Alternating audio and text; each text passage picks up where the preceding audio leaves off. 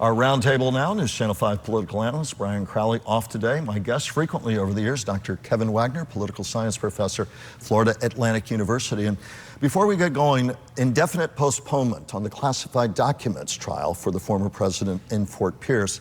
And I certainly want to get your take, but let's listen to what lawyers said on both sides of that equation first.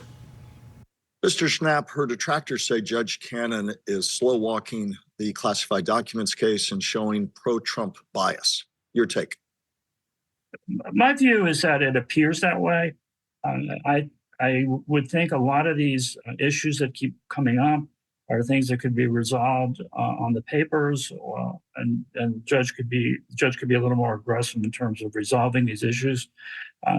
It's hard for me to say that she's deliberately doing that, but I could understand why her detractors certainly would say that, because it has that appearance. This is a judge who's well respected, very experienced, and I think this is what the public's perception should really be. And the takeaway should be is that when a judge exercises judicial temperament and fairness, this is why Donald J. Trump hopefully will get a fair outcome or a fair trial up in Fort Pierce. The Attorney General guidelines, also included in the Department of Justice's guidelines, say that no action should be taken even if there's a perception that it may tend to have the public perceive it as interfering with someone's right to run for public office. And so it begs the question, should any of these cases been brought during this time period? The law, politics, and perception perhaps colliding as never before, certainly in a presidential election year. Dr. Wagner, your thoughts, sort it out for us. Yeah, I think the conventionalism, probably the easy take, is that all of this is baked in, that Republicans and Democrats have already sort of made the determination on who Donald Trump is, and so the outcome of these cases won't actually affect that. But I'm not so sure that that's definitely true.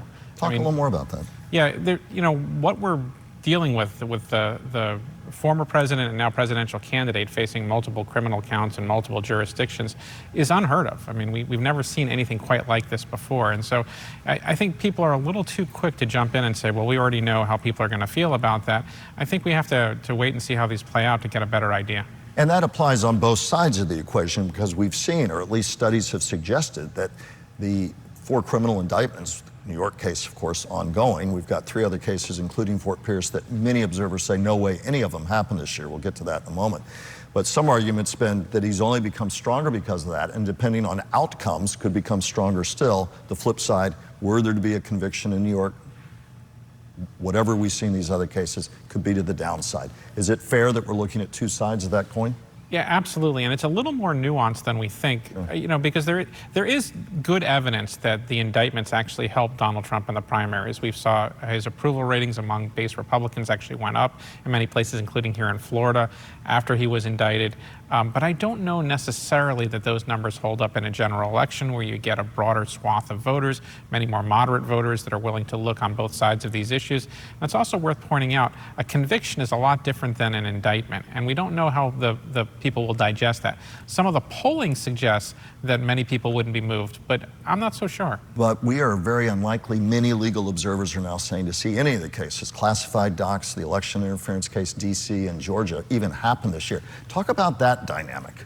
Yeah, that's a little problematic, right? Because you have these indictments, you have these cases progressing, and it does look that most of them, if not, that New York might be the only case that actually goes to trial. And I think that's, I think that could cut 2 ways, right? Because for the supporters of the former president, they might, be happy that he doesn't have to face these cases, but this hangs over him during the entire election cycle.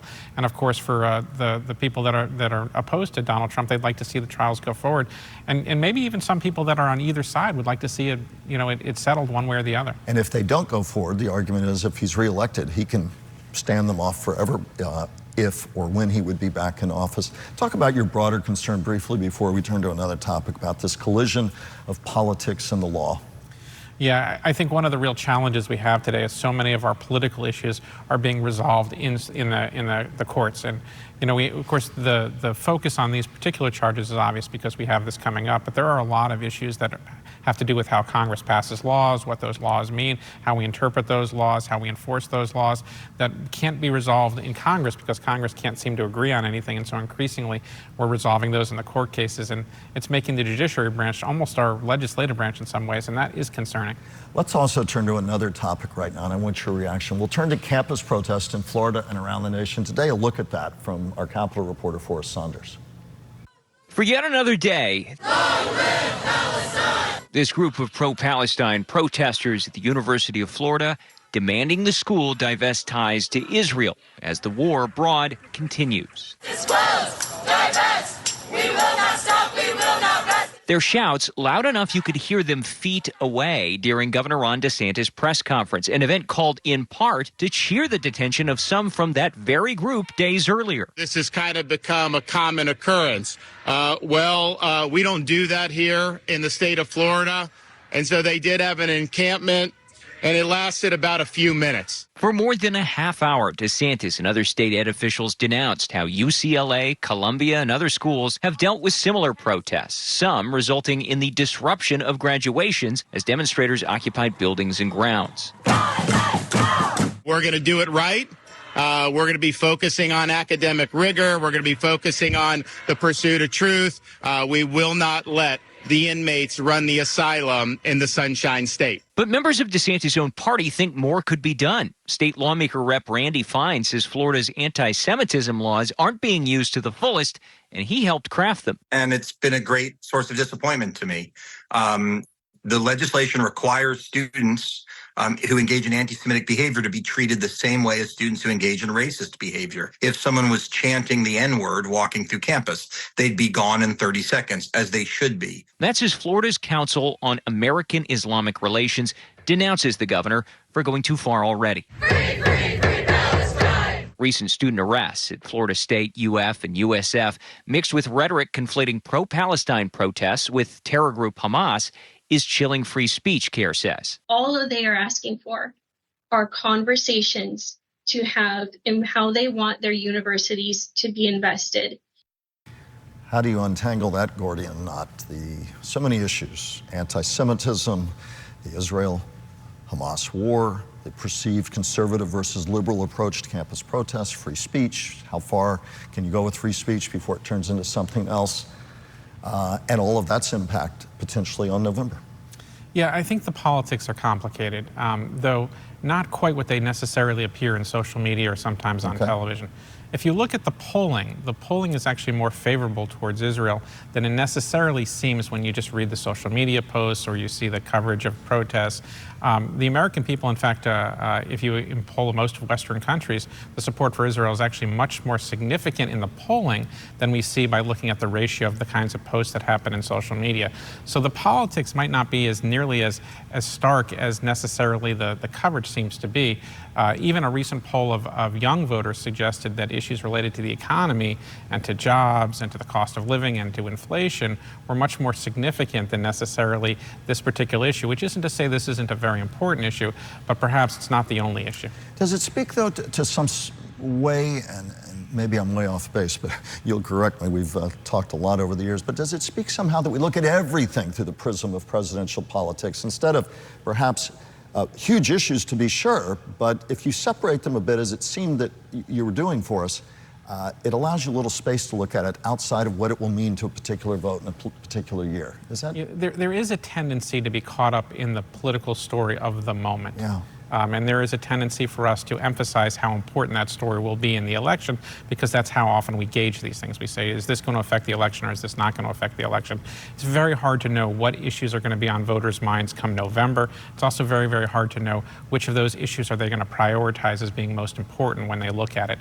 And, you know, do we diminish the issues when we make them a political ping pong too often, or without also looking at other aspects of that separate from the politics, or is that naive because that's just the kind of world we live in and always have? Yeah, I think there is an unfortunate tendency to turn everything into a horse race question, which is who's winning or who's losing on this question, which political party is getting advantage, which political party is losing on this issue. And that, you know, when you put it in that kind of lens, it becomes much harder to resolve the issue because somebody has to win and somebody has to lose. What else is top of mind to you? And I would put into that question, if I may. It's going to be a summer of polls, and more polls.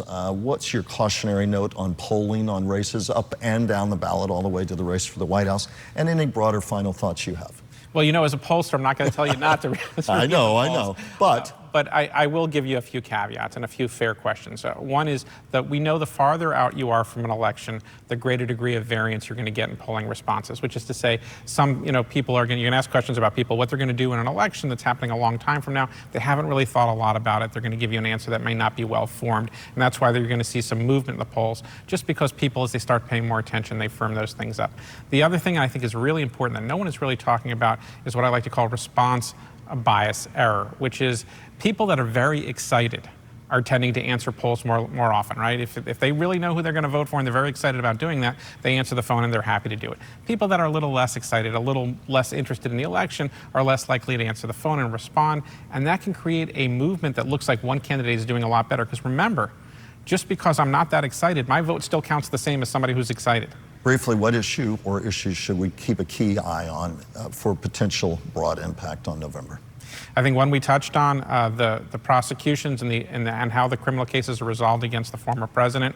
In many ways, it's quite likely that this election could be yet another referendum on the former president and whether they like him or they support him coming back into office.